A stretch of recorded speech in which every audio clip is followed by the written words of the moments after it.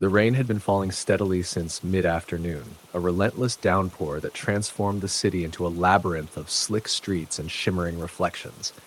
It was the kind of rain that soaks through clothes and seeps into your bones, cold and unyielding.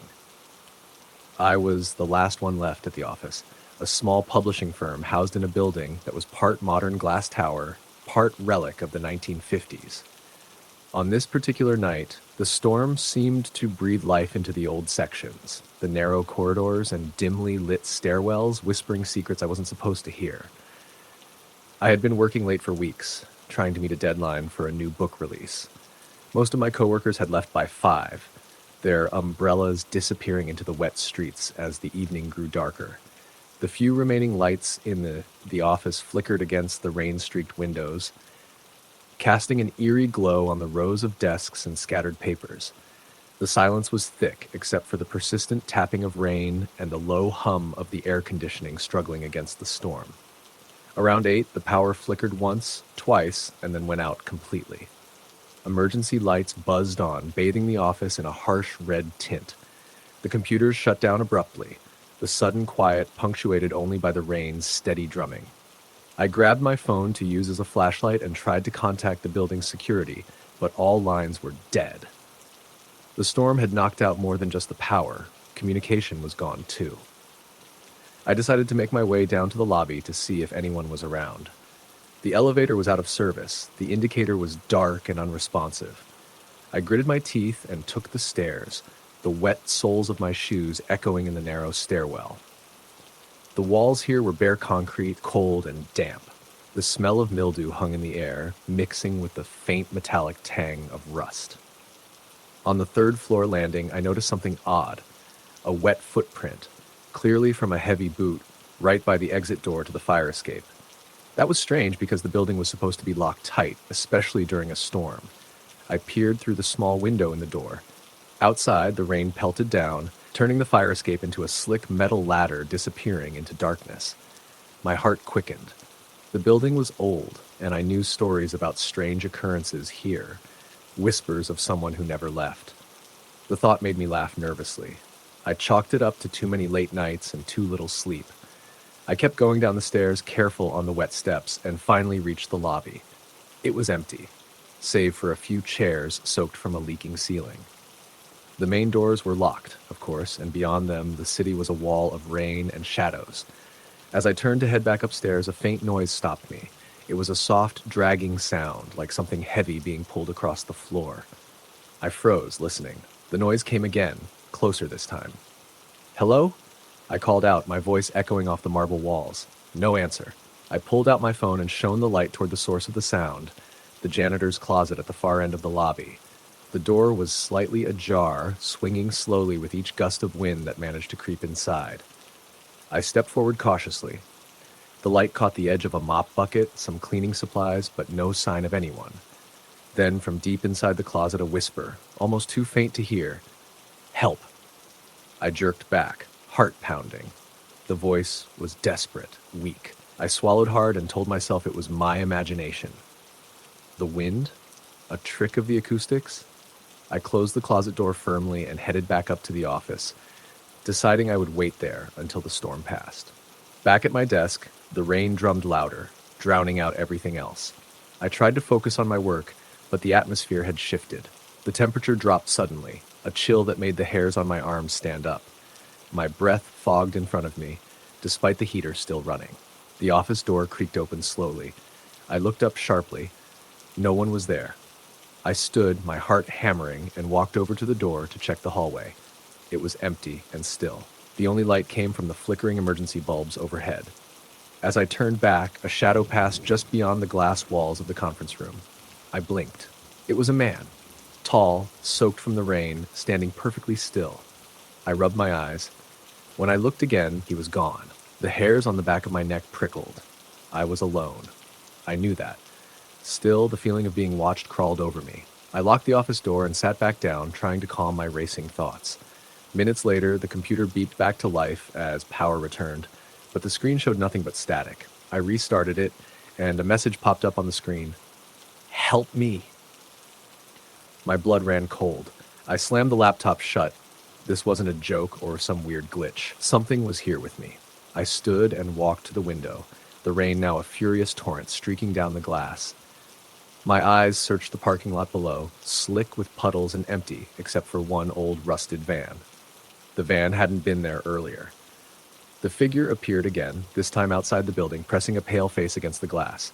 His eyes were hollow, dark, sunken like empty wells. I stumbled back, tripping over a chair. The lights flickered violently and then died once more. The emergency lighting bathed the room in red, and in that crimson glow, the figure was suddenly right there, inside the office. I couldn't move. He raised a hand, trembling, pointing at me. His voice was hoarse, almost a rasp. Trapped. Alone. Then he vanished. The room was silent again, except for the rain. I ran to the door and tried the handle, but it was locked tight from the outside.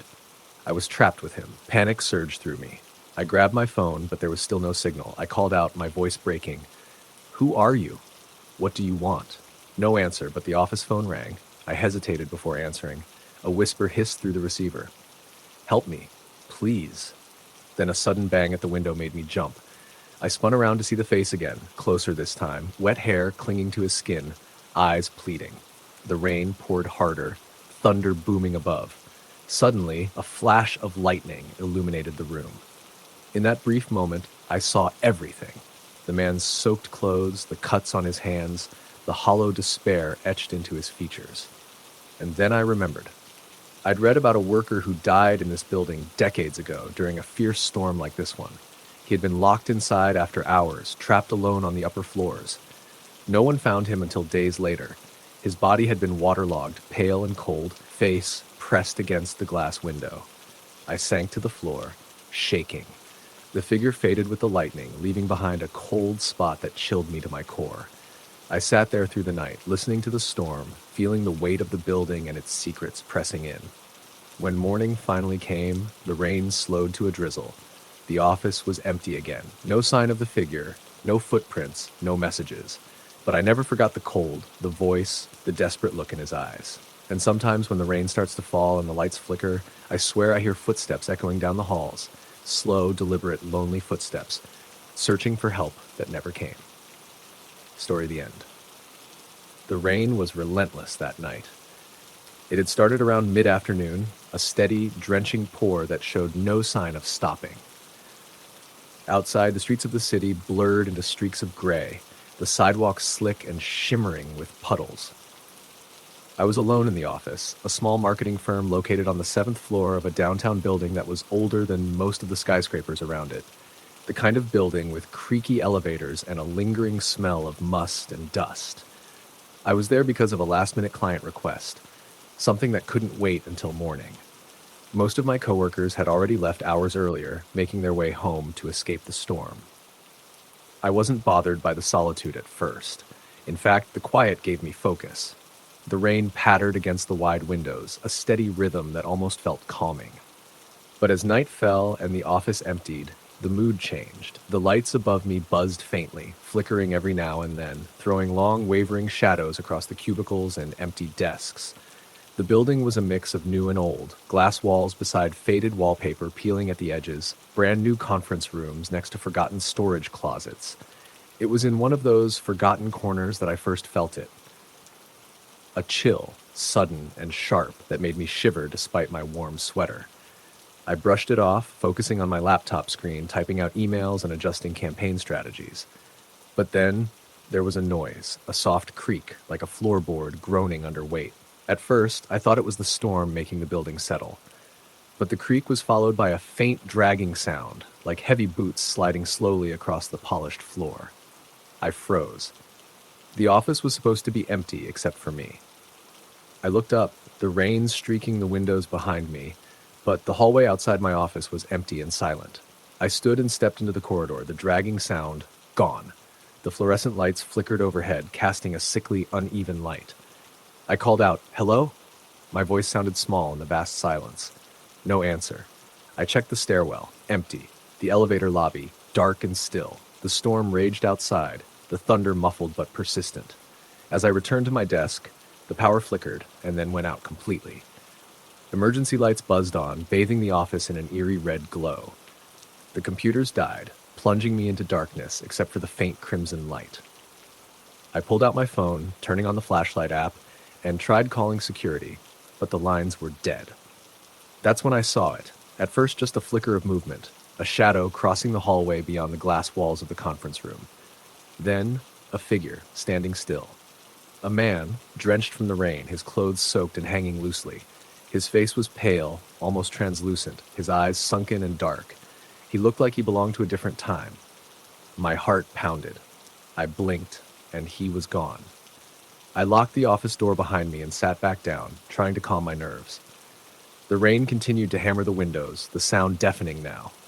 I told myself it was my imagination, that the storm and the darkness were playing tricks on me. But then, the office phone rang. I jumped, staring at the receiver. No one ever called this late. I hesitated, then picked it up. Silence. Then a whisper, so faint I thought I imagined it. "Help me." I dropped the receiver, my hands trembling. The emergency lights flickered again, and the figure appeared, closer this time, just beyond the glass. His eyes locked onto mine, filled with a pleading desperation that rooted me to the spot. The room grew colder, my breath visible in the crimson light.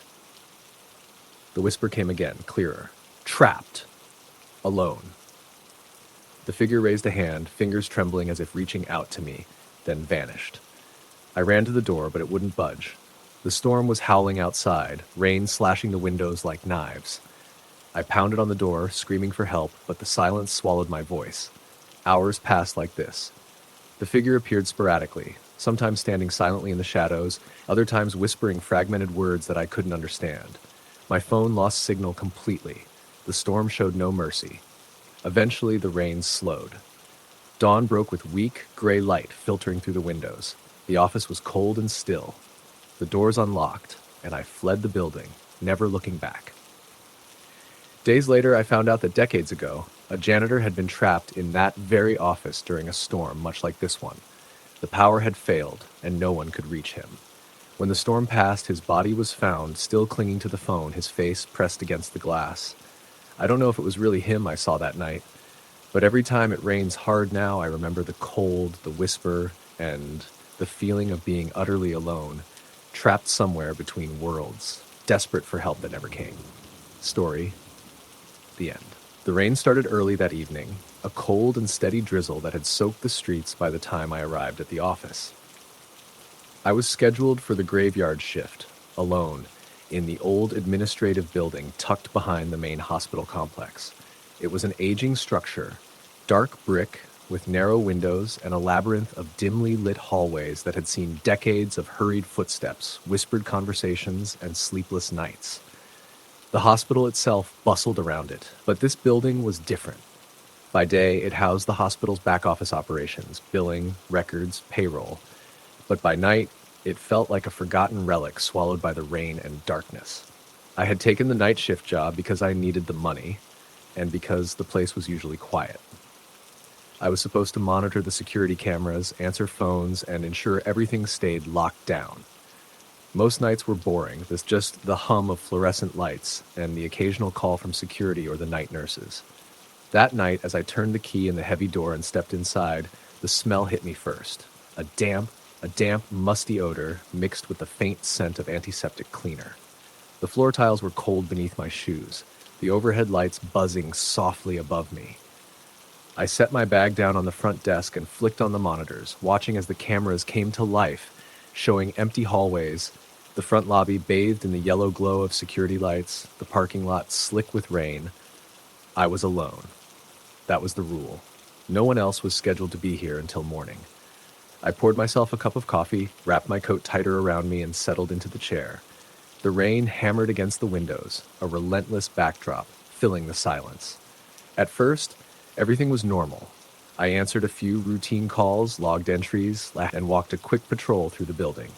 The echo of my footsteps felt strange in the empty halls, like the place was holding its breath. I checked all the doors, all locked tight, nothing out of place. Then, just after midnight, I heard it, soft, almost imperceptible, a faint tapping, like someone knocking. I froze. The sound seemed to come from the far end of the main hallway, near the records room. I glanced at the security monitors, empty corridors. I told myself it was just the rain hitting the window frames, or the old pipes contracting in the cold. But the knocking came again, steady this time, slow and deliberate. Curiosity pushed me forward. I grabbed my flashlight and headed toward the sound. The hallway stretched out before me, dimly lit by emergency lights, shadows pooling at the edges.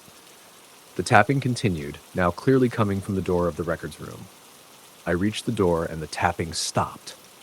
I placed my hand on the cold metal handle and hesitated. Slowly I turned it and pushed the door open. Inside, the room was dark except for the glow of the monitors and a faint flicker coming from the far corner. As my eyes adjusted, I saw a figure, standing perfectly still. A man, pale, soaked through as if drenched in rain. His clothes clung to him, dark and sodden. His face was blurred, like a shadow, features indistinct. I blinked. The figure was gone. Heart pounding, I scanned the room. Empty. I told myself it was a trick of the light, my mind playing games. But then the tapping started again, this time from behind me. I spun around, flashlight sweeping the hallway. Nothing. I took a step back and nearly tripped over a box that hadn't been there before. The rain outside intensified, hammering the windows like a drum. Suddenly, the overhead lights flickered and died, plunging me into darkness. I fumbled for my phone. No signal. The emergency lights kicked in, casting a sickly red glow. Then I heard footsteps, slow, deliberate, echoing down the hallway. I called out, but no answer came. The footsteps grew closer. I backed toward the records room door, the figure's vague image flashing again at the edge of my vision. The door slammed shut on its own, locking me inside. The tapping turned into pounding. I screamed and pounded on the door. For hours, I was trapped, the rain drumming a relentless rhythm above the figure watching silently from the shadows. When morning finally came, the building was quiet again. The door unlocked easily. I left without looking back. I never returned. Story the end. The rain had been coming down steadily since mid-afternoon, thick and unrelenting. By the time I arrived for my late shift, the streets were slick with water, reflecting the neon signs and street lamps in shimmering puddles. The steady drum of rain against the pavement was both soothing and oppressive, a constant reminder of isolation. The small office building where I worked was situated on a quiet side street downtown, the kind of place that felt forgotten by the city once night fell. Tonight, it felt even more so. I was the last person scheduled to work the night shift at the insurance claims office. Everyone else had left by 6 p.m., but I'd volunteered to stay late to finish reconciling some paperwork and run the daily audit report. It wasn't a particularly glamorous job, but I liked the quiet, the stillness of the empty office at night. The only light came from my desk lamp and the pale glow of the computer monitor, casting long shadows across the sparse furniture. At around 8 p.m., the power flickered briefly. The overhead fluorescent lights dimmed and then buzzed back to life. I paused, hand frozen over the keyboard, listening. Outside, the rain intensified. Thunder rumbled distantly, the occasional flash of lightning casting jagged shadows through the office windows. The city's hum felt muffled beneath the storm's weight, and an uneasy stillness settled over the building. I shook off the feeling and went back to my work, double-checking a few claims. The office was silent except for the clicking of keys and the faint hiss of the HVAC system. Then, as I was scrolling through a spreadsheet, I heard it, a faint thud coming from the storage room down the hall. The sound was soft, almost like something had dropped to the floor. I froze, eyes fixed on the darkened corridor outside my office. The rain rattled the windows like a persistent tap masking other noises, but that sound had been clear. Curiosity mixed with a growing unease. I stood up, flicked off my desk lamp, and reached for the flashlight I kept in my drawer. The beam cut through the darkness as I stepped cautiously into the hallway. The building's aged walls absorbed the light, and the shadows seemed to shift just beyond the reach of the flashlight. The storage room door was closed, and I noticed the lock was hanging loosely. That was odd. It was supposed to be locked after hours. My pulse quickened as I edged closer. I called out softly, "Hello? Is anyone there?" No answer. I nudged the door open. It creaked on its hinges, revealing a cramped room lined with dusty shelves filled with binders, old office supplies, and some cardboard boxes. Nothing seemed out of place, except for a small stack of files lying on the floor near the back corner. I bent down to pick them up and realized they had slipped from the shelf. The quiet rain outside was punctuated by the low rumble of thunder, and a sudden chill crept down my spine. I stood turning back to the hallway, and that's when I noticed it. A figure standing at the far end, near the exit door. At first, I thought it was another employee who had come back in.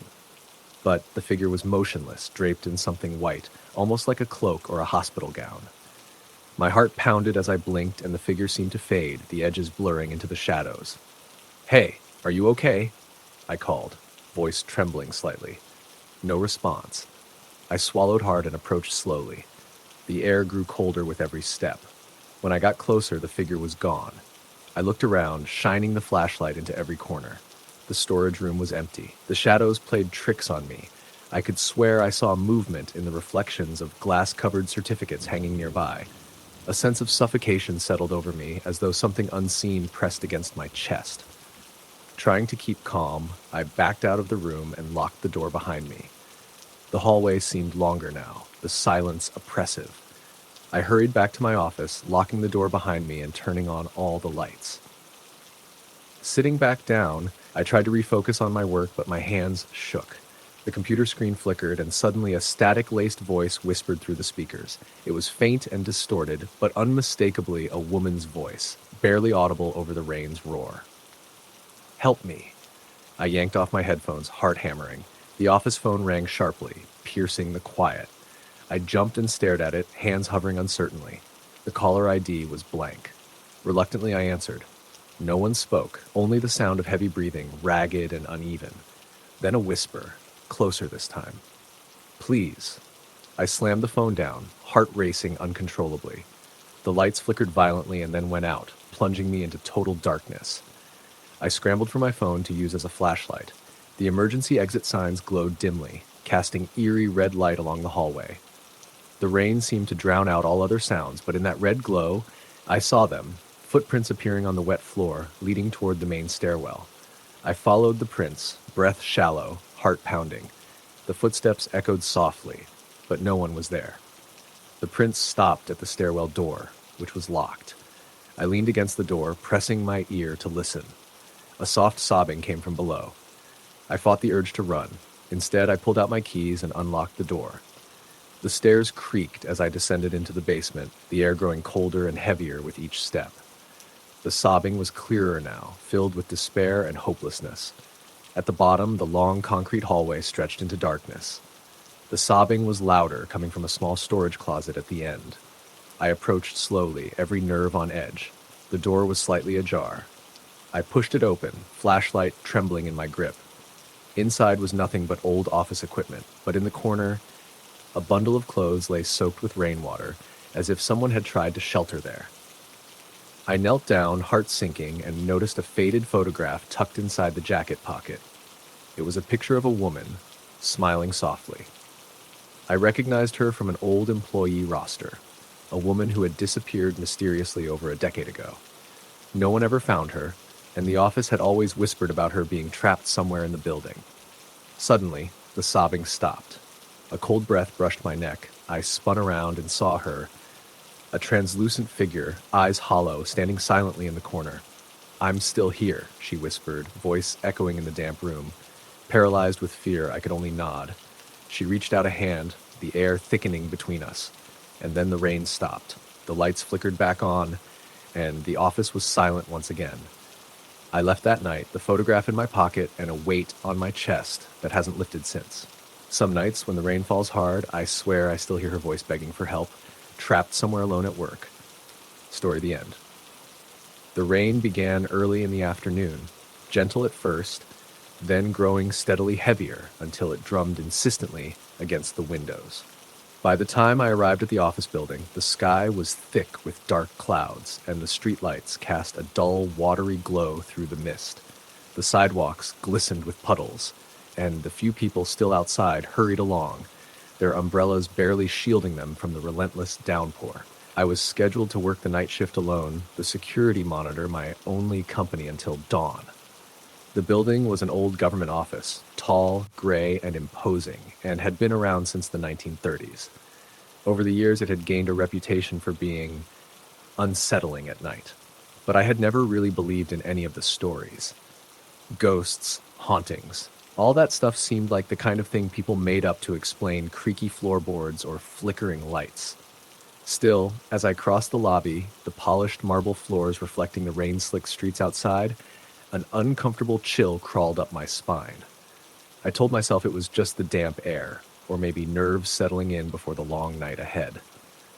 The front desk was sparse, with just a computer, a telephone, and a few security monitors.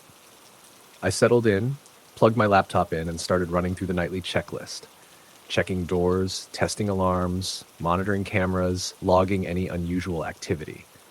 The hours passed slowly, the building mostly silent except for the occasional groan of settling metal or distant rumble of thunder.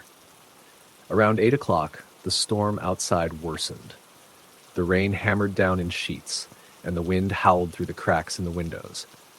I noticed the lights flicker once or twice, but the backup generators kicked in smoothly, and the fluorescent bulbs settled back into their steady hum. That's when I heard it. A faint tapping noise coming from the hallway behind me. It was subtle at first, like someone lightly drumming their fingers on a wall, but it was steady and deliberate. I turned to look, but the corridor was empty. The security cameras confirmed there was no one there. The tapping stopped abruptly. I shrugged it off, attributing it to the storm or my imagination.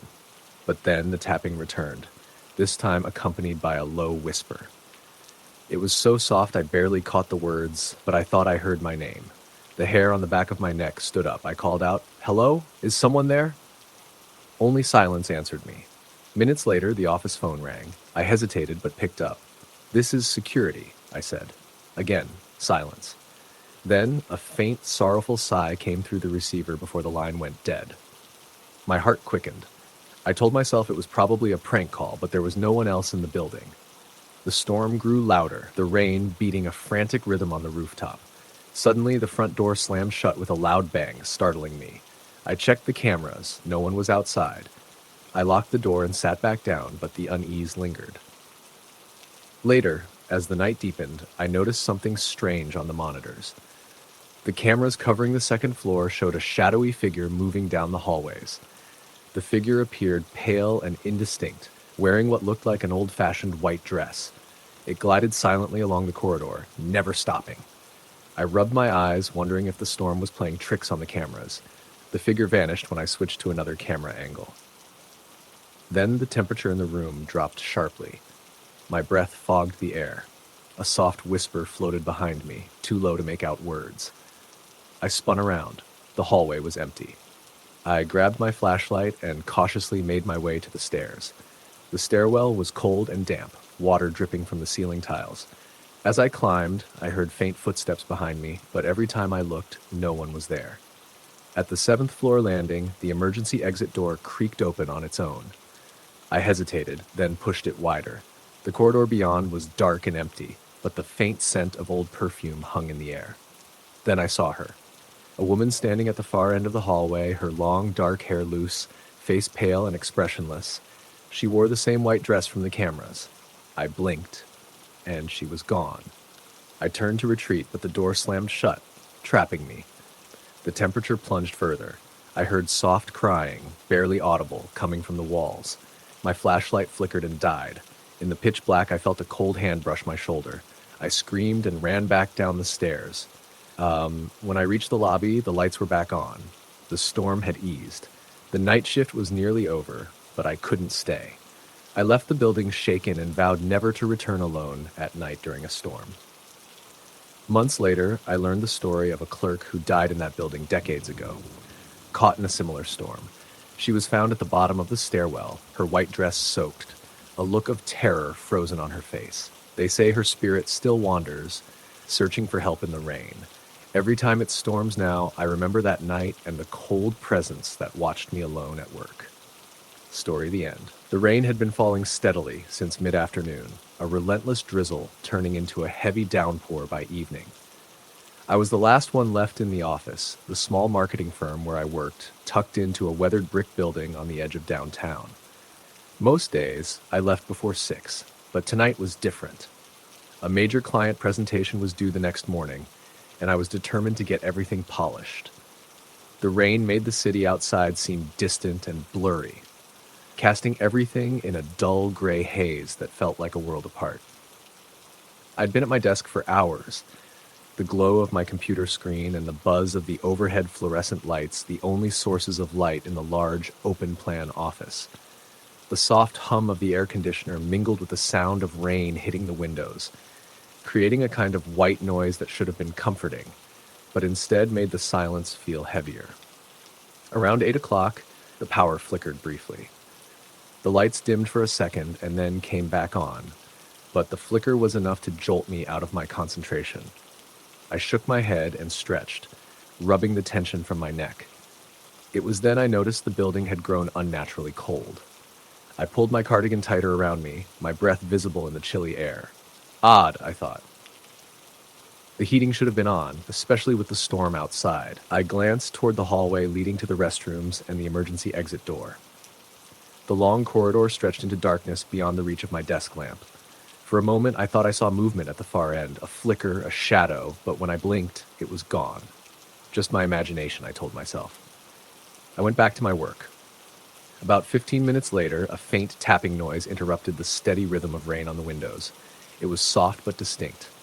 I paused, listening. Tap. Tap. Tap. It was coming from somewhere near the back door, the one that led to the parking lot, which was locked at night. Curious and feeling a bit unnerved by the cold, I stood up and walked slowly toward the door. The office was completely silent now, aside from the rain and that persistent tapping. As I approached, the sound grew louder, more urgent. I pressed my face close to the frosted glass panel. Outside, the rain streaked down, blurring the view of the deserted lot. No one was there. I frowned and leaned back. Maybe something was loose on the doorframe, knocking in the wind. I turned to walk back to my desk when I caught a glimpse of something in the corner of my eye. A flash of white, a shape, standing just beyond the reach of the emergency exit sign's glow. My heart skipped. I spun back around. Nothing. I rationalized it. A trick of the light, a shadow cast by the flickering neon sign outside, anything but what my mind was starting to fear. Back at my desk, I tried to focus on my work, but the tapping started again. This time, it was coming from inside the office, the cubicle area behind me. I slowly stood and crept toward the nearest cubicles. Tap, tap, tap. It was coming from the wall adjoining the storage closet. The door to the closet was slightly ajar. I hesitated. My skin prickled. I forced myself to push it open. Inside, the closet was dark and cramped, filled with shelves of office supplies. Nothing unusual. No one. As I turned to leave, a cold breath of air brushed past me, making me shiver.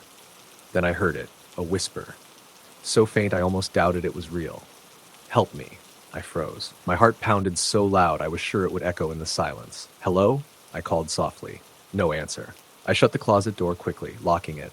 Returning to my desk, I tried to shrug it off as exhaustion playing tricks on me. But deep down, I felt watched, and more than a little afraid.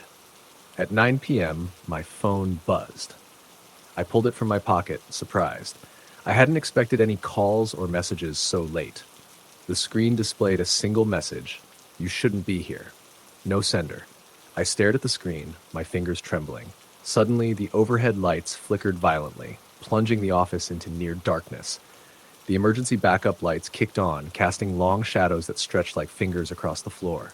The air grew colder still, the chill biting through my clothes. Then I heard it again, the whispering, this time more urgent, echoing faintly around the room. Leave. Before it's too late. I grabbed my coat, heart racing, and headed for the exit doors. As I reached the lobby, the front doors were locked. Strange. The cleaning staff usually left them unlocked for late workers like me. I jiggled the handle. Locked tight. Behind me, the whispers rose into a low, guttural moan. I turned slowly. In the shadows near the reception desk, a figure materialized. It was a man, drenched as if soaked by the rain, but his clothes were tattered and torn. His eyes were hollow and black, staring through me. Help me, he said, voice raspy and broken. I stumbled backward, tripping over a chair. The lights flickered again, and the figure vanished. I scrambled to my feet and tried the doors again. Still locked. Then I remembered the emergency exit at the back, by the stairwell. I ran toward it. On the way, my footsteps echoed loudly in the empty halls. The rain pounded on the windows like a warning. I reached the stairwell door and twisted the knob. It didn't budge. The whispering had grown into frantic hissing. "Don't leave. Stay." I pounded on the door, desperate. Then the lights went out completely. I was plunged into darkness, my breath ragged in the cold air. The tapping started again, right behind me. I whipped around, nothing but shadows. Then a cold hand brushed my shoulder. I screamed and ran, finally forcing the door open and spilling into the stairwell. I dashed down the stairs two at a time, the emergency lights casting an eerie red glow. At the bottom, the exit door was slightly open. I pushed through and out into the rain. The cold rain soaked me instantly. I ran to my car, hands shaking. I looked back once. The shadowed figure stood at the building's entrance, staring after me with empty eyes. I never worked late there again. The next day, I called the building manager to tell her what happened. She listened quietly, then told me a story I'll never forget. Years ago, during a violent storm just like this one, a maintenance worker was fixing a power issue in the stairwell late at night. A sudden surge caused a fatal accident. His body wasn't found until morning. Since then, she said, employees had reported strange noises and cold spots, especially on stormy nights. And sometimes a lone figure was seen near the back door. I've never doubted what I saw. Every time it rains like that, I still feel him, trapped somewhere in the building, waiting for someone to listen. Story the end. The rain started around mid-afternoon, just a steady drizzle at first, but by the time I left my car and walked toward the glass doors of the office building, it was coming down in thick sheets, drumming on the pavement and soaking through the thin jacket I wore.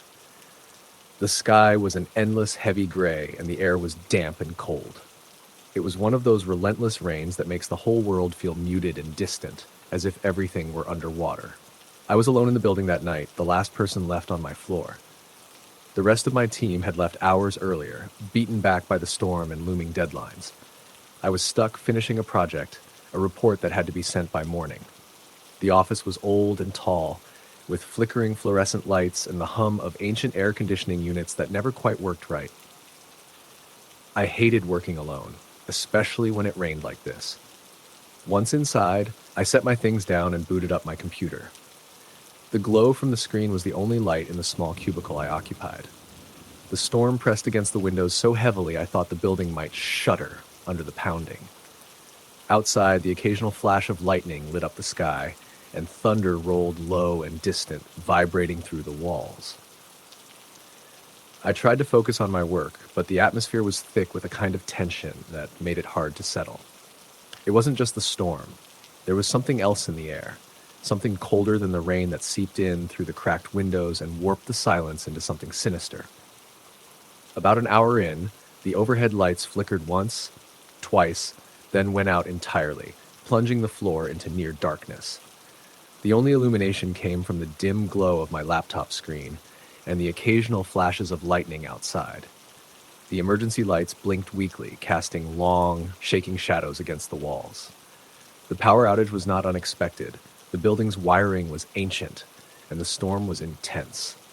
But in that moment, cut off from the normal hum of electricity and human presence, the office felt like a tomb. The silence deepened, pressing in on me. I grabbed my phone and checked for signal. None. The storm had probably knocked out the cell towers in the area. I cursed under my breath and reached for the flashlight app. The beam was shaky in my hands as I stood up and began to make my way toward the electrical room, hoping to find a breaker switch or at least some answers. The hallways stretched endlessly, long and narrow, lit only by the dim red glow of the exit signs. The rain hammered against the windows, creating a constant chaotic rhythm that mixed with the eerie creaks and groans of the building settling. The fluorescent lights on the lower floors flickered sporadically, adding to the unsettling mood. As I moved down the corridor, I heard it, a faint tapping sound coming from somewhere near the stairwell exit. It was slow, deliberate, like someone tapping their fingers against the metal door. I paused, flashlight raised, and called out, "Hello? Is someone there?" Only silence answered me. I edged closer to the stairwell door, my pulse quickening.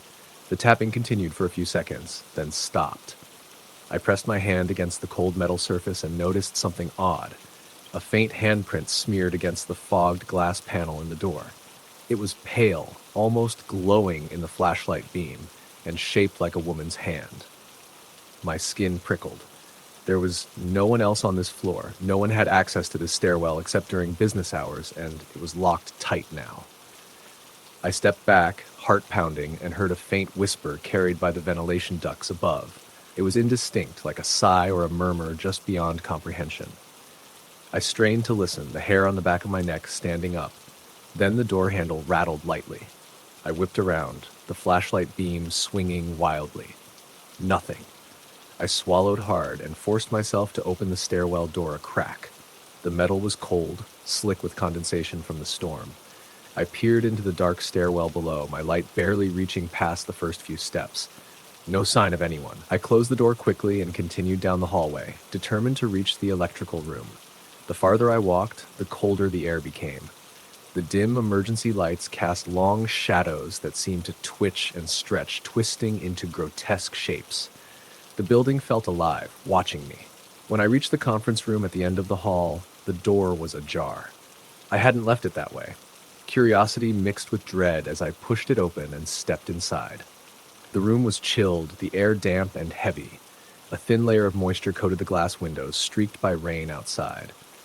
The long table was empty, except for some scattered papers and an old yellowed photograph taped to the wall. I walked closer and squinted at the photo. It was a group picture from decades ago. The employees were lined up in neat rows, their faces serious in the black and white print. My eyes caught on one figure, a woman standing near the center, dressed in a modest blouse and skirt, her dark hair pulled back tightly. Her expression was somber, her eyes deep pools of sorrow. I blinked, and the room suddenly felt unbearably cold. The door slammed shut behind me with a sharp crack. I spun around, heart hammering, my breath freezing in the air. The door was locked tight. I pounded on it, yelling for help, but my voice was swallowed by the storm outside. Then, from the corner of the room, I saw her. A faint figure materialized, black, translucent, and shimmering, like a ghost caught between worlds. Her eyes met mine, hollow and sad, and a cold wind swept through the room. I stumbled backward as the figure moved closer, her presence chilling every inch of space. I tried to speak, but my voice caught in my throat. She reached out a hand, fingers long and slender, almost touching me. I closed my eyes and prayed it was a dream. When I opened them again, the figure was gone. The door unlocked with a click. I ran down the hall and out the building, the rain soaking me through, my heart racing. Later, I learned the story. Margaret Lewis, a secretary who worked in this building in the early 1970s, had died tragically in a blackout during a storm much like this one. She'd been trapped in the stairwell when the fire door jammed, and no one found her until the next morning. They say she still lingers, bound to the building and the stormy nights she can't escape. I never stayed late alone after that night, but whenever it rains like this and the lights flicker, I swear I can still hear tapping and whispers. Story the end. The rain was relentless that night, a cold, steady drum against the windows of the office building. I'd worked late before, but there was something about this evening that felt different. The storm had settled in early, thick gray clouds swallowing the sky hours before, and the steady downpour blurred the city lights into shimmering streaks on the wet pavement. I'd been working as a security analyst for a small tech firm, mostly overnight shifts, monitoring servers and security feeds. It wasn't exciting work, mostly just watching screens and making sure everything ran smoothly while the rest of the world slept. The building was old, a converted warehouse from the late 70s with high ceilings, exposed brick walls, and drafty windows that rattled when the wind picked up. The whole place creaked and groaned like it was alive, especially during bad weather. I arrived just before 7 p.m. The lobby was empty, lights dimmed, and the receptionist had left early because of the storm. I was alone. The rain was coming down so hard it sounded like someone was hitting the windows with fists. I swiped my ID card to get inside and made my way to the security office on the second floor. Settling into my chair, I booted up the monitors. Dozens of camera feeds from around the building, the parking lot, and nearby alleyways. Everything looked normal, if a little gloomy under the heavy rain. I grabbed a cup of lukewarm coffee from the small kitchen, then sat down to wait for the night to pass. For the first couple of hours, nothing happened. I answered a couple of emails, checked the server's status, and scrolled through security alerts that mostly turned out to be false alarms. Outside, the storm raged on. Thunder rolled in the distance and lightning flashed, briefly illuminating the darkened streets and the parking lot below, where rain pooled in puddles reflecting the flickering street lamps. Around 10:30 p.m., I started to feel the quiet settle in. The kind of quiet that feels too heavy, like the world is holding its breath. That's when the first strange thing happened. I was watching the feed from a camera near the back entrance when I noticed movement. A figure standing just outside the door. But the parking lot was supposed to be empty at this hour. The figure was drenched from the rain, hair plastered to their face, and they just stood there, motionless, staring at the door. I zoomed in, squinting at the grainy black and white footage. The person didn't move for a full minute before suddenly turning and disappearing into the shadows. I called security on my radio, but no one answered. I thought maybe it was just a trespasser, so I contacted the local police non-emergency line to report suspicious activity. The dispatcher said they'd send a patrol, but it could take a while because of the storm. A few minutes later, I saw the figure again, this time inside the building, on the third floor corridor near the old offices that hadn't been used in years. The cameras were spotty there, with some feeds glitching or flickering like the storm was messing with the connection. The figure didn't seem human. Their movements were jerky and unnatural, like a broken puppet.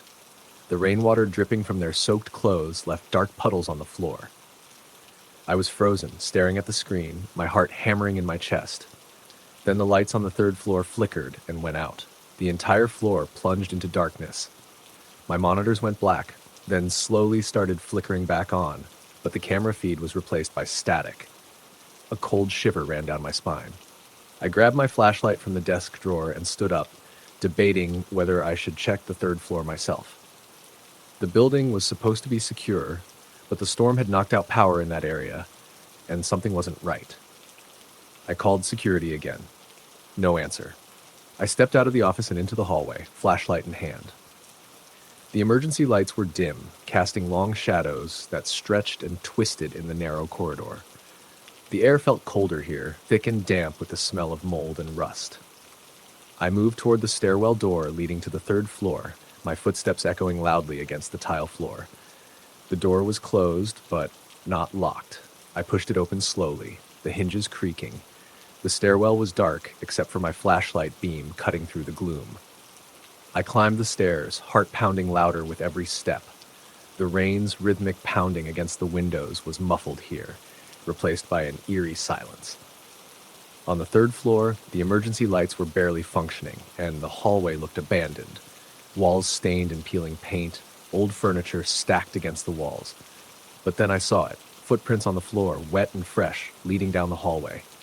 I followed them, the sound of my breath loud in my ears. The footprints stopped at an old office door, slightly ajar. Inside, I could just make out a shape in the corner, a figure hunched over, soaked and shaking. "Hello?" I called, voice trembling. The figure didn't respond. I stepped closer and the air grew colder, a chill like icy fingers brushing my neck. The figure slowly turned around. It wasn't human. Its face was pale and gaunt, eyes black and empty like voids. Its mouth hung open in a silent scream, dripping with rainwater and something darker. I stumbled back, heart racing, tripping over a broken chair. The figure rose and began to move toward me, slow and deliberate, fingers curling like claws. I ran. I ran down the hall, down the stairs, and back to the security office, slamming the door behind me. My hands shook as I locked it. I tried calling for help on my cell, but no signal. The storm had knocked out everything. The only sound was the rain pounding against the windows and my own ragged breathing. Suddenly, the power came back on with a burst of static and flickering lights. My monitors booted up, and the feeds returned. But one camera, the third floor corridor, showed something impossible. The figure was standing right outside my office door, staring directly at the camera. I turned to look at the door. It was closed. But I could feel its presence, watching me.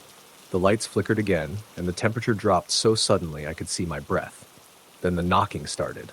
Slow, heavy, like someone pounding on the door. I backed away, heart thudding in my chest. The knocking stopped. I held my breath. Then the door handle slowly began to turn. I screamed, grabbed my coat and keys, and ran out of the building into the rain, never looking back. I didn't return to work after that night. They found nothing when they checked the building later. No signs of forced entry, no footprints on the third floor, no evidence the place had lost power. But sometimes when the rain falls hard, I swear I can still hear the knocking at the door, slow and deliberate, coming from nowhere. Story the end. The rain began before I even left my apartment that evening. A steady, unyielding downpour that blurred the city's usual harsh edges into a smear of grays and dark greens. I was already running late for my night shift at the old municipal office building downtown, a structure that had seen better days decades ago, but still housed most of the city's administrative departments. My role was simple: overnight custodian. Sweep the floors, check for any issues, and keep an eye on the place until morning. It wasn't glamorous, but it paid the bills. The building itself was a relic, with worn wooden floors, creaky staircases, and windows that rattled in the wind. On nights like this, when the rain hammered the pavement and thunder growled low overhead, the place took on an eerie atmosphere. I had worked alone here many nights, but something about the storm that evening made the shadows seem longer and the silence heavier. I unlocked the main door at exactly 8 p.m., stepping inside with my raincoat dripping onto the stone floor. The lobby was dark, except for a few emergency exit signs glowing faintly. The fluorescent bulbs overhead flickered intermittently, struggling against the storm's electrical disruptions. I set my bag down on the front desk and flipped the lights on, their buzzing filling the large, empty space. Starting my usual routine, I made my way down the corridor, mopping the floors and checking each office. Most were empty, the desks cleared except for a few forgotten pens and half-drunk coffee mugs. Outside, the rain drummed relentlessly against the tall windows, blurring the streetlights and creating shifting shadows. I reached the security office, where the building's few surveillance monitors were set up. The cameras were old but functional, casting grainy black and white images of empty hallways and locked doors. I watched the feeds for a moment, the static on one of them flickering as a sudden lightning bolt illuminated the dark parking lot outside. As I turned away from the monitors, a soft thud echoed somewhere behind me. I paused, listening intently. The building was supposed to be empty except for me. Footsteps? No, just the rain and the occasional creak of the old building settling. I shrugged it off and resumed my rounds. But as I passed the hallway leading to the east wing, an area rarely used after hours, I noticed the lights flickering in one of the rooms. I hesitated. The door was slightly ajar, a sliver of darkness spilling into the hallway. I called out softly, "Hello? Is someone there?" No answer. Pushing the door open cautiously, I saw an empty conference room. The lights blinked on and off sporadically, casting stuttering shadows on the walls. I checked the switch. It was on. I flicked it off and on, and the lights steadied. Relieved, I turned to leave when a sudden chill swept across the room. The temperature dropped sharply, and my breath fogged in the air. I felt a presence, something unseen, but undeniably there. The hairs on my neck stood up. I didn't wait to investigate further. Closing the door firmly behind me, I hurried back to the security office. Locking the door, I sat down, rubbing my arms against the cold. The rain continued to pound the building, and thunder rolled in the distance. I stared at the screens, but the feed from the East Wing camera was just static now. Suddenly, the office phone rang, the shrill sound startling me. I picked it up. Silence. Then a faint whisper, barely audible, "Help." I froze. My grip tightened on the receiver. "Hello? Who's there?" I whispered. No reply, just the soft sound of dripping water. I hung up, heart racing. Maybe a prank call? But the line was supposed to be disconnected after hours. Trying to steady myself, I scanned the monitors again. On the feed from the East Wing hallway, a shadow passed by the camera. Quick, fleeting, like a figure darting out of sight. I grabbed my flashlight and headed toward the hallway, determined to find an explanation. The building felt colder with every step, the usual creaks now sounding like whispers. The hallway stretched before me, dim and empty except for the occasional puddle from rainwater dripping through an unseen leak. I reached the conference room. The door was closed this time. I knocked softly. Nothing. Pushing the door open, I shone my flashlight inside.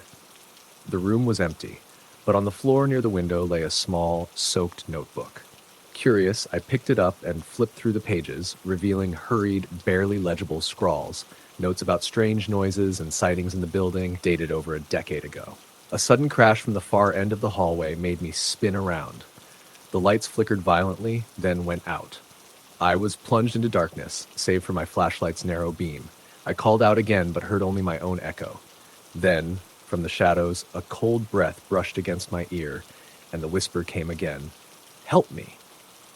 I ran back toward the security office, heart pounding, the flashlight beam trembling in my hand. As I reached the door, it slammed shut in front of me, locking tight. I pounded on it, shouting for help, but the storm swallowed my cries. Then from the other side came a voice hollow and distant, yet full of despair. "Don't leave me here." Frozen, I backed away, sliding down the door until I was seated on the cold floor. The monitors flickered back to life, showing the hallway outside the door. There, standing just beyond the glass, was the figure of a woman, drenched, her eyes hollow, staring directly at me. I screamed and the image vanished. The power surged, lights flickered on, and the door unlocked. I didn't hesitate. I grabbed my coat and fled the building into the raging rain. I never returned after that night, but sometimes when the rain pounds against my window, I swear I hear the soft whisper, "Help me." Story, the end.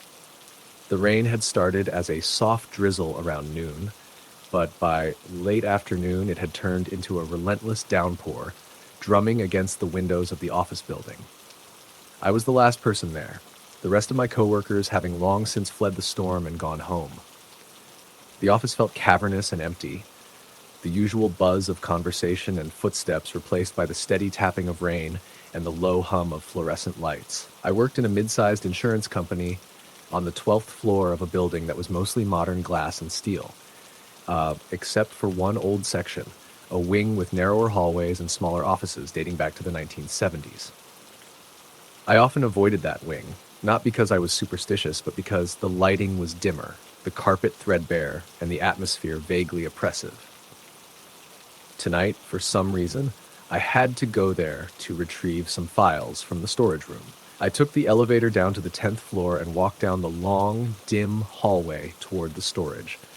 The rain outside had made the whole building feel more claustrophobic. The overhead lights flickered as I passed the empty offices. The smell of damp carpet and old paper filled the air. When I reached the storage room, I found the door slightly ajar. That was odd. The cleaning staff always locked it when they were done. I pushed it open further and stepped inside. The room was cramped, lined with metal shelves filled with dusty binders and boxes. As I scanned the shelves for the files, I heard a faint sound, a soft shuffling noise like footsteps dragging across the floor. My heart rate quickened. I called out, "Hello? Is someone there?" But there was no answer. The lights flickered again and went out, plunging me into near darkness. I pulled out my phone and turned on the flashlight. The beam caught movement out of the corner of my eye, a shadow flitting past the doorway. I spun toward the hall, but it was empty. The rain's tapping on the windows seemed to grow louder, more insistent, as if trying to drown out the silence. I grabbed the files quickly, but as I turned to leave, I saw it. A figure standing in the hallway, barely visible in the low light. The shape was tall and thin, hunched slightly, wearing what looked like a soaked coat and boots. The face was pale and indistinct, but I could feel the eyes, hollow, empty, staring right at me. I swallowed hard and blinked, but the figure remained. It didn't move, didn't speak, just stood there, silently watching. A chill ran down my spine. I backed out of the storage room slowly, my phone's light shaking in my hand. I kept my eyes fixed on the figure as I hurried back down the hall toward the elevator. The elevator doors opened with a ding, and I stepped inside, pressing the button for the 12th floor. As the doors closed, I glanced back. The figure was gone. Upstairs, I locked myself in my office, trying to steady my breathing. I told myself it was just my imagination, the stress, the rain, the shadows playing tricks on me. But then the phone rang. I jumped and picked it up. Static. Then, and a faint whisper, "Help." The call ended abruptly. I stared at the receiver, heart pounding.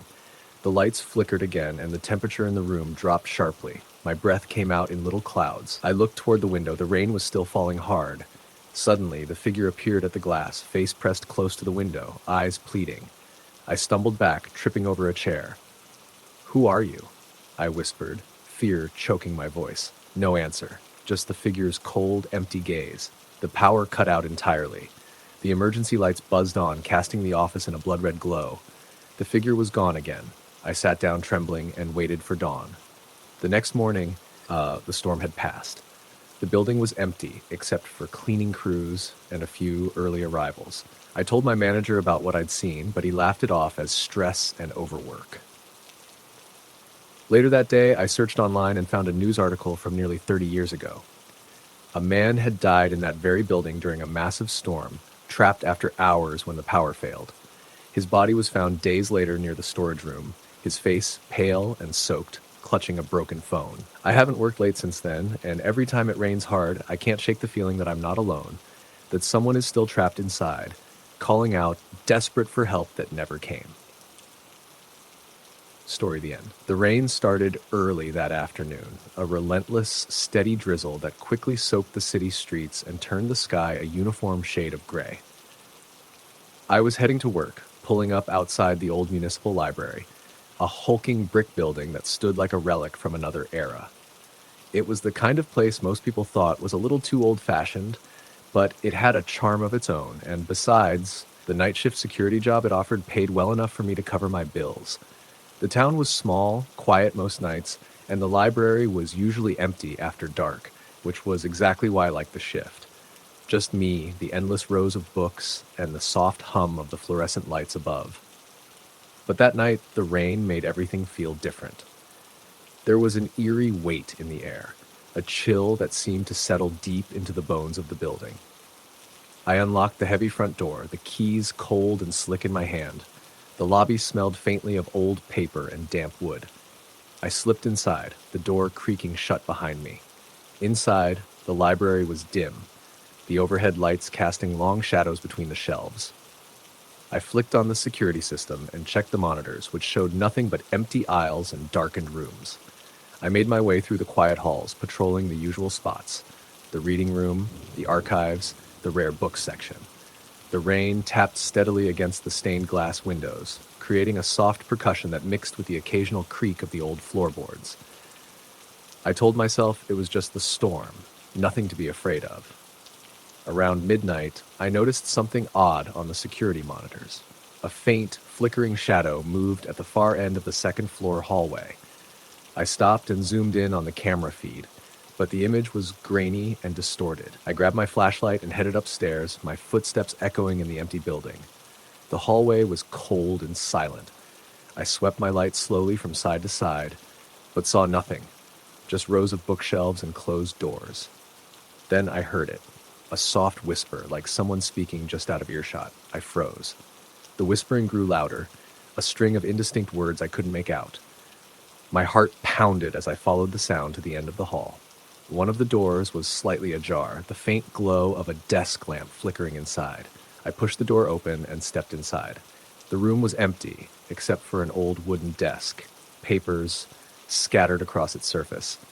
Suddenly, the door slammed shut behind me, plunging the room into near darkness.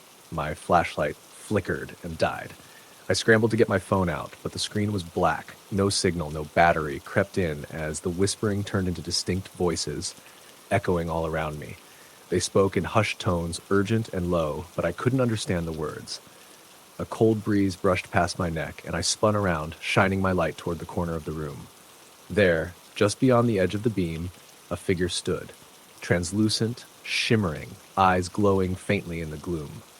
I stumbled backward, heart racing, unable to tear my gaze away. The figure raised a hand, pointing toward a dusty old book lying open on the desk. I forced myself forward, reaching out with trembling fingers. The pages were yellowed, filled with handwritten notes and strange symbols. As I looked, the voices swelled into a crescendo, and the room seemed to shift and warp around me. The walls breathed, the floorboards creaked, and the air grew thick with cold. Then, just as suddenly as it had started, the presence vanished. The door creaked open, the lights flickered back on, and the voices ceased. I didn't wait. I ran down the stairs, through the lobby, and out into the rain-soaked night. The storm had intensified, thunder rolling overhead.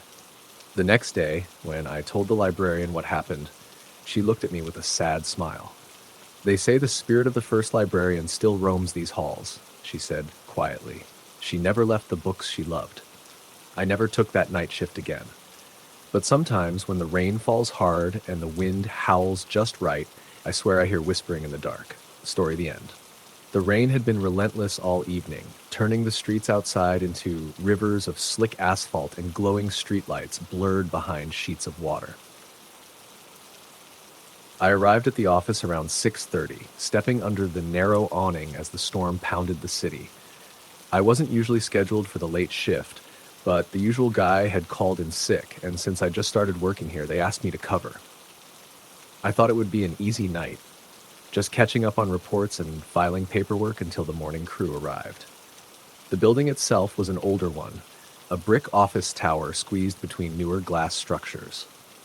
The front doors were locked behind a keypad entry, which I punched in quickly, and the heavy doors swung open with a tired creak.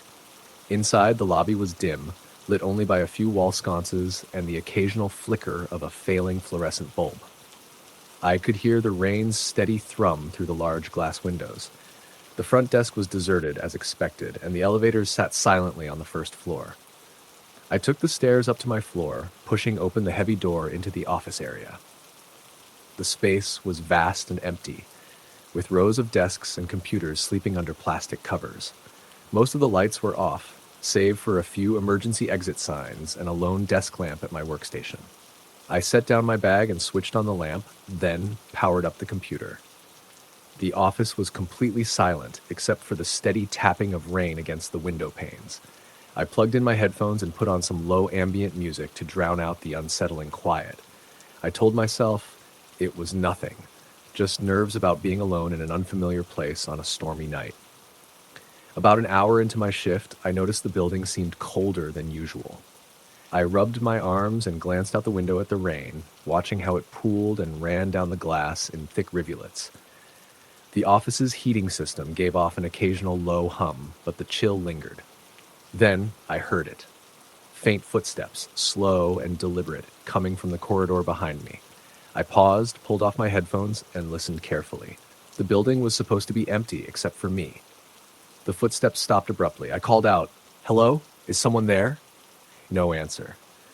I got up and flicked on the overhead lights, but the corridor remained shadowy and deserted. My heart picked up pace. Maybe someone was hiding after hours, or maintenance was working late. I checked the security camera feed on my computer, but the monitors showed only static. Some glitch, I assumed.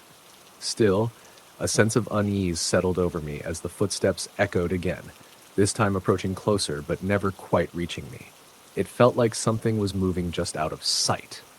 I decided to investigate, grabbing the flashlight from the supply cabinet. The beam cut through the darkness as I moved cautiously toward the storage area at the end of the hallway. The walls there were lined with filing cabinets, and the air smelled faintly of dust and mildew. The door to the storage room was slightly ajar.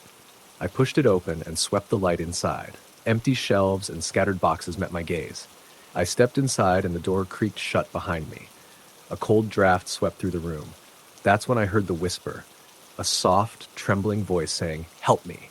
I spun around, flashlight shaking in my hand. The room was empty, but the voice lingered, desperate and urgent. I called out, "Who's there?" No response. A sudden slam echoed somewhere deep in the building. The flashlight flickered and died, plunging me into darkness. My phone screen lit up as I scrambled to turn it on, the light weak but better than nothing. The rain's pounding outside grew louder, drowning out all other sounds except for a faint tapping coming from the walls. I edged back toward the door, which wouldn't budge. I was trapped.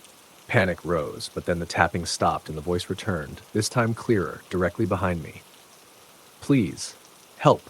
I turned slowly. In the dim glow of my phone, I saw her. A pale figure, barely more than a shadow, stood in the corner. Her eyes were hollow and filled with sorrow. Her translucent form flickered like a candle flame in the wind. She reached out a hand.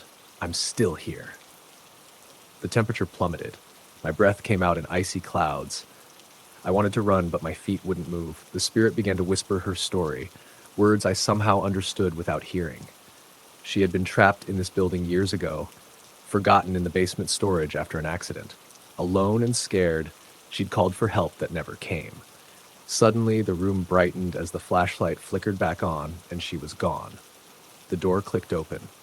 I bolted out into the hallway, heart pounding wildly.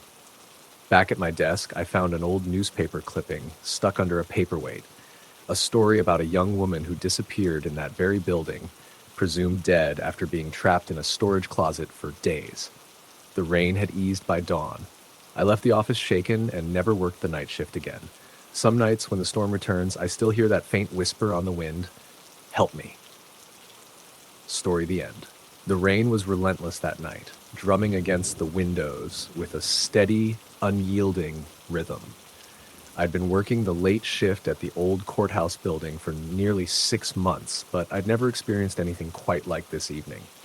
The storm had knocked out power across the city, but thankfully the building's emergency generator had kicked in, keeping the lights on and the cameras running.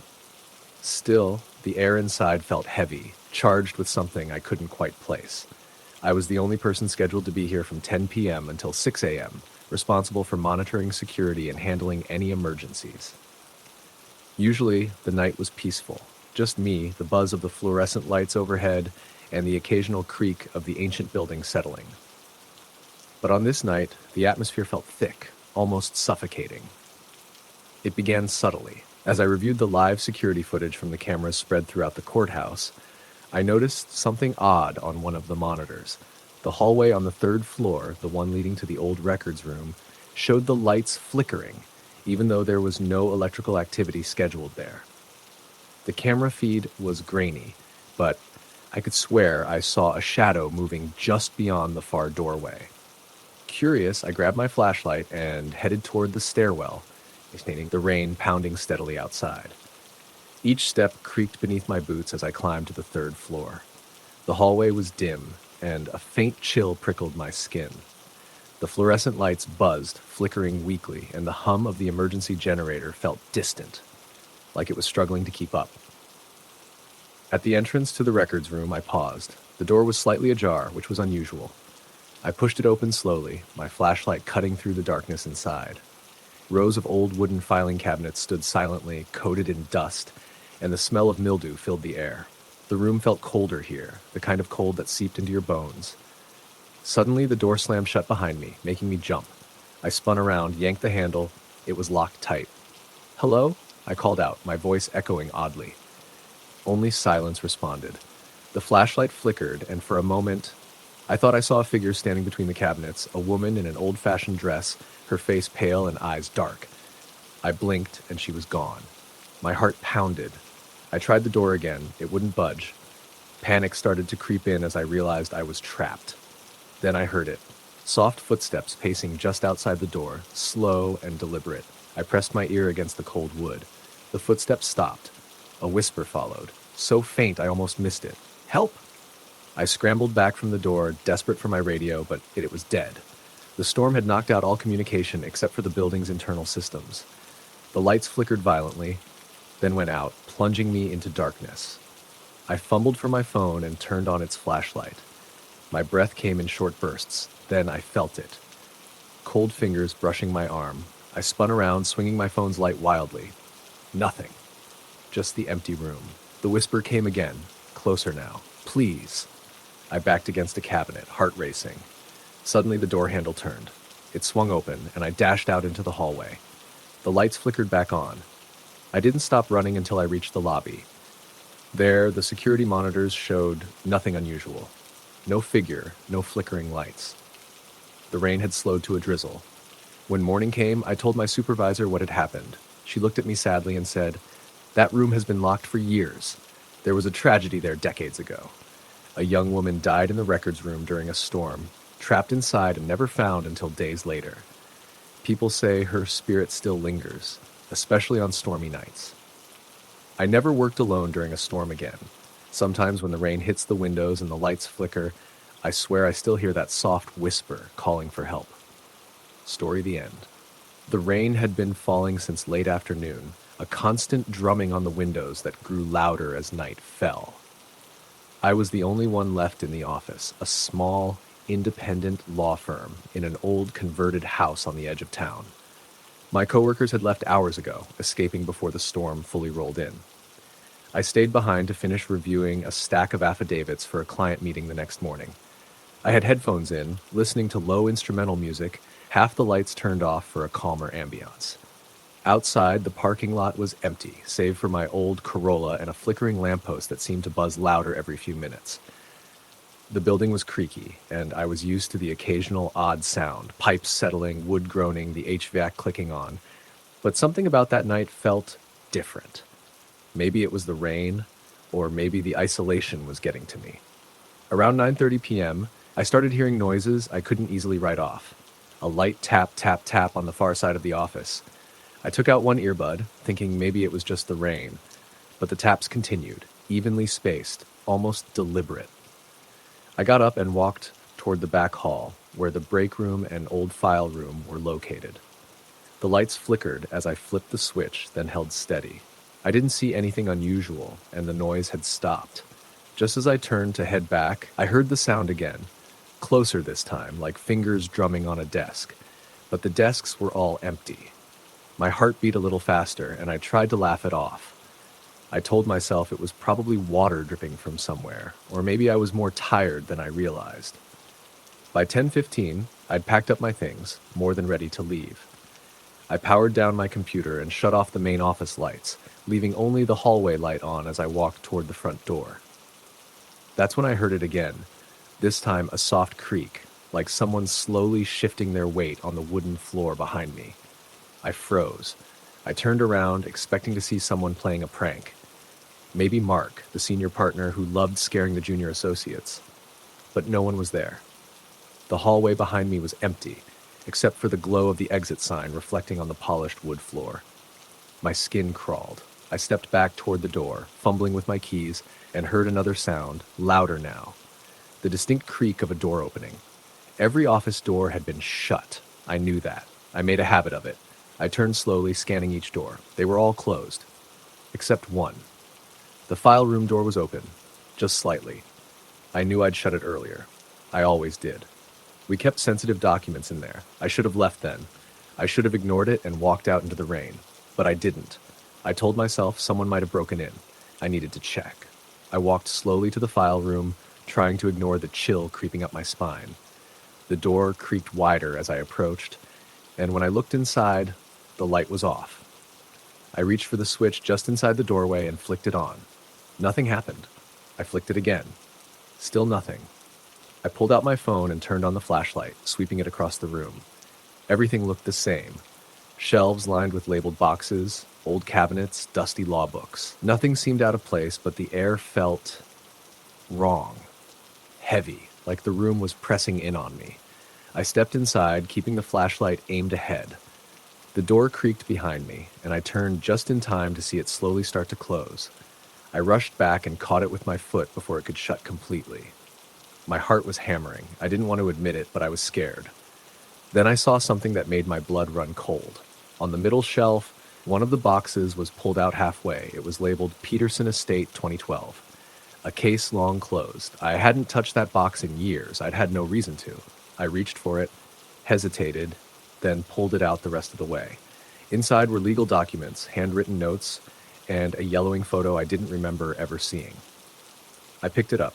It showed a man and a woman standing in front of what looked like our office building, though it looked even older in the picture. The woman was dressed in outdated clothing, maybe 1930s. The man had his arm around her. Neither was smiling. Their eyes were empty. Not vacant, but flat, as if they had never been alive to begin with. I put the photo back and shoved the box in. I didn't want to look at anything else. I walked out of the room, shut the door, and didn't look back. Back in the hallway, the lights flickered again, this time violently. Then they went out. Total darkness. I stood there, heart pounding, with only the glow of my phone. A noise cut through the silence, a whisper. Not outside my head, not a breeze, a whisper right behind me. Why did you open it? I turned and flashed the light behind me. No one. Then again, louder. Why did you open it? I backed away, nearly tripping over my own feet. I reached the front door and yanked on it. It didn't budge. Locked, but I had just unlocked it minutes ago. I fumbled with my keys, trying them all, but none worked. Panic rose in my throat. Then the footsteps started. Slow. Heavy. From the back of the hallway, coming closer. I didn't look. I ran. I sprinted to the back exit near the break room. It, too, was locked. Not just locked, jammed, like something had swelled from the rain or someone had sealed it shut. I turned around, gasping, and saw it. A figure. Not clear, not solid. Just the faint outline of a man standing at the end of the hallway. Too tall. Arms too long. Head tilted at an unnatural angle. I blinked, he was gone. But I heard the breathing. Raspy. Shallow. Right next to my ear. I screamed. I ran to the bathroom and locked the door. I turned off the light and sat on the floor, trying to control my breathing. I stayed like that for what felt like hours, though it was probably just minutes. Eventually, the rain softened. The storm seemed to ease. I opened the door a crack. The hallway was empty again. The lights were back on. I moved slowly, cautiously toward the front door. This time, it opened without resistance. Outside, the air was fresh, the rain light. I didn't look back. I got in my car and drove straight home. The next day, I didn't go in. I called Mark and told him I wasn't feeling well. I didn't tell him about the photo or the whisper or the figure. But later that week, curiosity got the better of me. I went back to the file room during daylight hours with coworkers nearby. I found the Peterson box. The photo wasn't there. I asked around. No one had ever seen it. Not Mark, not the office manager who had been there 20 years. I decided to look into the property history, just for peace of mind. Turns out, the building had once been a boarding house in the early 1900s. There had been a double murder there in 1934. A jealous husband, his wife. A young man staying in the room above the kitchen. The couple's last name? Peterson. I've never stayed late in that office again. No one does anymore. On rainy nights, I've heard that people walking by sometimes see a light flickering in the file room window. And sometimes if you stand close enough to the glass, you can hear a voice from inside whispering, "Why did you open it?" Story, the end. The rain had started early that afternoon, a steady drizzle that thickened as the day wore on. By the time I pulled into the company parking lot, the sky was an angry sheet of gray, and the rain pounded relentlessly against the windshield. It was the kind of night where the world felt compressed, as if the air itself was heavy and waiting for something. I had no choice but to stay late. A critical report needed finishing, and my manager had gone home early, trusting me to wrap it up alone. The office building was old, built in the late 1960s, with thick concrete walls and narrow hallways. It sat isolated at the edge of the business district, the nearby streets slick and shiny from the rain. When I walked inside, the sterile smell of cold air conditioning mixed with the faint odor of damp carpet. The fluorescent lights flickered faintly overhead, casting a pale, unnatural glow over the rows of empty desks. My floor was deserted except for me. The security guard on the first floor had nodded as I passed, telling me that the elevator and the power system were aging, so to be prepared if something went wrong. It was easy to laugh it off, but there was a tight knot in my stomach that didn't loosen. I booted up my computer and tried to concentrate, fingers flying over the keyboard as I wrestled with data and charts. Outside, the rain beat harder, drumming on the window panes with insistent force. Thunder rumbled low and distant, shaking the building's foundations, while occasional flashes of lightning illuminated the gray sky in jagged bursts. About an hour into my work, the lights flickered sharply. The buzzing fluorescent bulbs dimmed, then brightened, before plunging the office into near darkness. A collective silence seemed to press against the walls, thick and suffocating. Only the glow of my laptop screen remained steady, a fragile island of light in a sea of shadows. The emergency lights kicked in, casting a dim red haze over the floor, but it wasn't enough. The sudden loss of power sent a shiver down my spine. My fingers hesitated on the keyboard. I reached for my phone and tried to call the front desk, but there was no signal. The storm had knocked out the cell towers, too. I stood and grabbed my jacket. I needed to find the breaker box, or at least check the situation in the hallway. As I opened my cubicle door, a cold draft blew through the corridor. The air was damp and smelled faintly of mildew and something else, something metallic. I wrapped my arms around myself, flashlight in hand, and stepped out. The hallway stretched before me, long and narrow, its walls peeling with age. Emergency lights flickered erratically, and the rain's pounding on the glass exterior was deafening. Somewhere far down the hall, The echo of footsteps, or was it tapping, reached my ears. I stopped, heart pounding, trying to tell if I'd imagined it. Then the sound came again. Slow, deliberate tapping, like fingers drumming against the surface. "Hello?" I called, voice cracking. No answer. The tapping grew louder, closer. I edged toward the stairwell exit door at the end of the hallway, my flashlight shaking as I held it in front of me. The door's window was steamed over with condensation, streaked by the rain outside. I saw a handprint, pale and dripping, smeared against the glass. The fingers were long and slender, with a faint bluish tint. My breath caught. I stepped back, suddenly aware that the building was unnervingly silent apart from the rain. The ventilation system groaned above me, and somewhere, water dripped in a steady rhythm. The door handle rattled. I spun around, my heart hammering in my chest. No one. I turned back to the door. The handprint was still there, but no sign of a person. I pressed my palm against the glass. It was cold and wet. Then a whisper of air brushed past my ear, like a soft sigh. I swallowed hard and pulled out my phone again, trying the flashlight this time to illuminate the stairwell area. The steps beyond were slick with water. I noticed something odd, a single wet footprint on the second stair, too large and too deep to be mine. A shiver ran through me. I decided to get back to the office and wait for the power to come back. I turned to leave, but the lights flickered and died completely. Now total darkness enveloped me. The flashlight in my hand was my only defense. Then in the distance, a voice, soft, plaintive, carried through the air ducts. "Help, please." I froze. "Who's there?" I called, voice shaking. The whispering stopped. A chill rolled down my spine. I hurried back to my cubicle, heart pounding so loud I was sure it would give me away to whatever was here. As I approached my desk, my flashlight flickered, then died. I was left in blackness. Frantically, I tried to restart it. Then I saw her. In the faint glow from the computer screen, a pale figure stood just beyond the cubicle wall. A woman, soaked from the rain, hair plastered to her face, eyes hollow and wide with sorrow. Her lips moved, but no sound came out. I tried to speak, but my voice failed me. She lifted a finger and pointed toward the stairwell. Before I could move, she vanished. The computer screen went black. My breath came in quick gasps. Then the door at the far end of the hall slammed shut, echoing like a gunshot. I spun around, flashlight flickering weakly in my hand.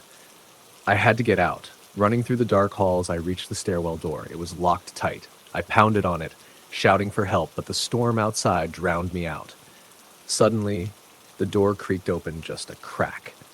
I peered inside, and the faintest shape stood on the stairs. She was looking right at me. Then, with a burst of courage, I pushed the door and ran down the steps, slipping on the wet metal. Outside, the rain hit me like a wall. I didn't stop running until I was in my car, doors locked and engine roaring. I learned later that the woman was Margaret Lewis, a secretary who worked in that very office back in the 70s. She had died, trapped in the stairwell during a blackout caused by a storm much like this one. No one found her until morning. Some say her spirit never left. I never worked late in the rain again, but sometimes when the lights flicker, I swear I hear the tapping and a whispered plea for help. Story the end. The rain was relentless, hammering against the glass windows with a steady, drumming rhythm that seemed to drown out every other sound. The streetlights outside cast long, distorted reflections on the slick pavement, the glow barely penetrating the gray veil that the storm had drawn over the city. Inside the office building, everything felt unnaturally still and heavy, as though the storm had trapped more than just water and wind within these walls. I was the last person there, as usual. The office was a small architectural firm, the kind where everyone knew each other by name, and the work could get grueling when deadlines loomed. Tonight, I was staying late to finish a project that was due first thing in the morning, a last-minute pitch for a potential client that could change everything for us. The rain made it hard to concentrate, but the pounding on the windows kept me company in an eerie way. Around 8 o'clock, the power flickered and the fluorescent lights buzzed before stabilizing. The office was dimmer than usual. I assumed the storm had caused a minor surge somewhere. I pulled my cardigan tighter around me and tried to focus back on the blueprints glowing on my screen. That's when I noticed the temperature drop. My breath fogged slightly in the cold air, even though the building's heater should have been on. I shrugged it off telling myself the draft was just from the storm outside. But then, a sudden clatter echoed from the far end of the room. The office was mostly open plan with low cubicle walls and large desks. The clatter had come from near the storage closet, a narrow door set against the back wall. It was strange because no one should have been there. I stood up and walked cautiously toward the sound, the rain still thrumming against the windows. The silence that followed felt oppressive, as if the walls themselves were holding their breath. I reached the closet door and pushed it open. Inside was nothing but shelves of supplies, binders, paper reams, boxes of pens and staples. No sign of anything that could have caused the noise. I closed the door and turned back to my desk, but then I heard it. A faint tapping.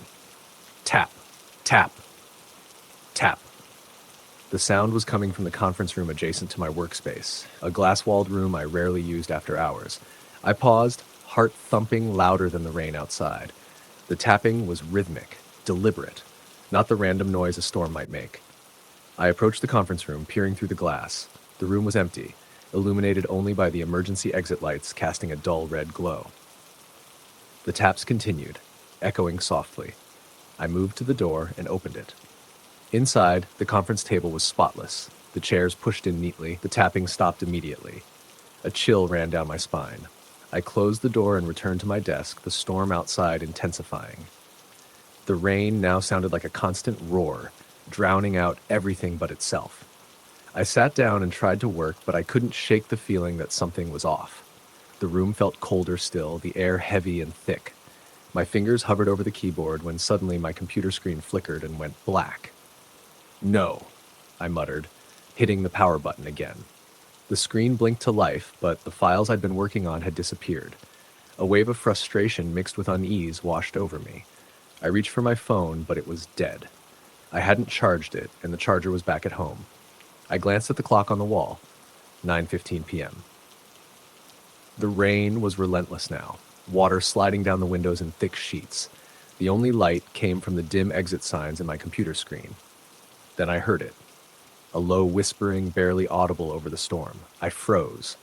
The whisper was just beyond the cubicles, coming from the direction of the bathroom hallway. I strained to hear, but the words were indistinct, like voices carried on the wind. I stood and walked toward the source, heart hammering. The bathroom door was closed, but the whispering was louder here, almost urgent. I reached for the handle and turned it slowly. The bathroom was empty, lights off, except for the emergency bulb in the ceiling. The air smelled faintly of mildew and something else, something faint and metallic. I flicked on the light switch, but nothing happened. I reached for my phone to use the flashlight, but it remained dark. That's when I noticed the mirror. It was smeared with droplets of water, but what caught my eye was the faint outline of a message scrawled across the glass as if written in condensation. I stepped closer. Leave. The word was smeared and half-dripped, but unmistakable. My breath caught. I backed out of the bathroom, the whispering growing louder, swirling around me like a cold wind. Leave. I dashed back toward my desk, palms sweaty, the hairs on the back of my neck standing up. Suddenly the office phone rang, a harsh, shrill sound that cut through the storm. I jumped and looked at it. The desk phone, which was supposed to be disconnected after hours. I picked it up with trembling hands. Hello? No answer, just heavy breathing, deep and ragged, echoing in the receiver. I slammed the handset down. The lights flickered violently and the building seemed to shudder. My heart pounded in my ears. I considered leaving, but the front doors were locked and the security system was active until morning. The storm made it dangerous to be outside, and with no phone, I was trapped. Then the tapping started again, louder, faster, coming from the hallway. I grabbed a flashlight from a drawer and crept toward the sound. The hallway stretched endlessly ahead, the rain visible through the glass doors at the far end. The tapping led me to the emergency exit door, the same one I had checked earlier. I hesitated. The handle rattled under my hand, but the door wouldn't budge. The tapping shifted to a scratching, scraping sound, like fingernails against metal. I swallowed hard and backed away. Behind me, the whispering returned, this time clearer. Help me, the voice was desperate, filled with pain. I turned slowly, shining my flashlight around. The beam caught a figure standing in the corner, a man soaked from head to toe, his clothes torn and dripping. His eyes were black voids, empty but filled with sorrow. I gasped. Who who are you? I whispered. He didn't answer but reached out a hand, trembling. Help me, he repeated. Suddenly, the lights snapped off, plunging me into darkness. The flashlight flickered and died. I was engulfed by the cold, the rain's roar, and the sound of desperate breathing right next to me. I stumbled backward, hands searching for something, anything. My back hit the wall. I felt the figure's icy touch brush my shoulder. I screamed, turning to run. I fumbled my way toward the stairwell, desperate for an escape. The emergency lights flickered on, casting blood-red shadows on the walls. I took the stairs 2 at a time, hearing the figure's footsteps behind me, slow but relentless. At the bottom, the exit door was unlocked. I pushed through, into the rain and freedom. I didn't stop running until I was safely in my car, soaked and shaking. That night, I learned that years ago, during a violent storm like this one, a maintenance worker had died in the very building. He had been trapped in the stairwell during a blackout, a victim of faulty wiring. Since then, on stormy nights, employees had reported cold spots, strange noises, and the desperate figure of a soaked man trying to escape. I never stayed late when it rained again.